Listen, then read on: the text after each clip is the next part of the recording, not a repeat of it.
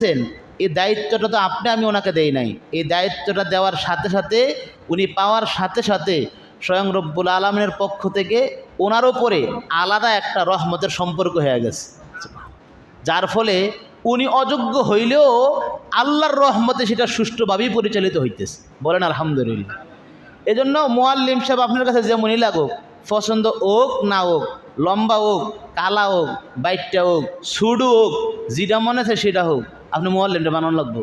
না তো হজ আপনি এমন ফেসে পড়বেন, দেখবেন একদম 7 সাগরের পানি খেয়ে উঠবেন, একবারে টাইট হয়ে দেবে। এজন্য যেটা বলতেছিলাম, তো আমরা এত দামি হজটাকে নিজের মতো করে করব না, এটাই মূল কথা। হজটার কি করবো না বলেন, নিজের মতো করে করবো না। তাহলে এহরাম বাঁধবো, প্রথম ফরজ কি বলেন? এহরাম বাঁধা। এহরাম বাঁধতে হয় কিভাবে এটা বলবে হুজুর। তখনও 2 রাকাত নামাজ পড়ব, যারা পারি গোসল করব। যদি এয়ারপোর্টে গিয়ে গোসল করার সুযোগ থেকে করবেন, হাজি ক্যাম্পের মধ্যে গোসলের ব্যবস্থা আছে। আশা করি ইনশাল্লাহ আমি ওই পর্যন্ত থাকবো। এবারের সফরে হয়তো যাওয়া হবে না ইনশাল্লাহ, আল্লাহ যদি তৌফিকদের সামনে আবার যাওয়া হবে ইনশাল্লাহ।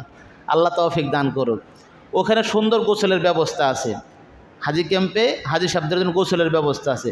আপনারা ওখানে আমাদের খলিল ভাই যে সময়টা বলবেন যে এই সময়ের মধ্যে হাজি সাহেবানরা হজ ক্যাম্পে থাকবেন, ওনারা না পাইলেও আশা করি আপনারা আমরা পাইবেন। হ্যাঁ, আপনারা যতক্ষণে যাইবেন এর আগে হ্যাঁ থাকবো ইনশাল্লাহ। আমি লাগলে 22 তারিখে হ্যাঁ থাকতাম, বলেন ইনশাআল্লাহ। আমার আল্লাহ তৌফিক দেখ।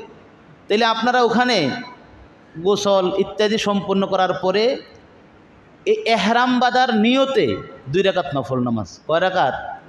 এগুলো তো বলবে তখন, কিন্তু এখন ওই যে বলছিলাম যে এবারতটাই করব সেটা তাকে নিজেকে জানা দরকার।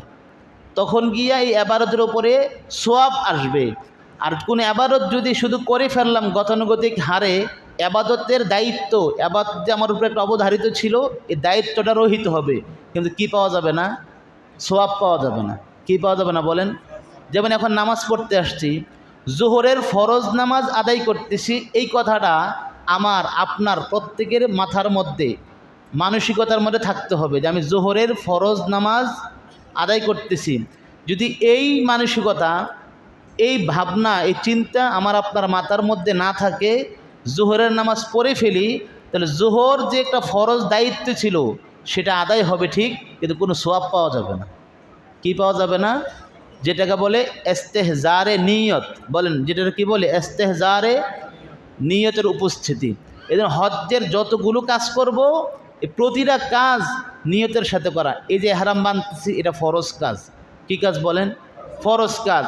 এই যে আমি আরাফায় যাচ্ছি, এটা ফরজ কাজ। তোয়াফে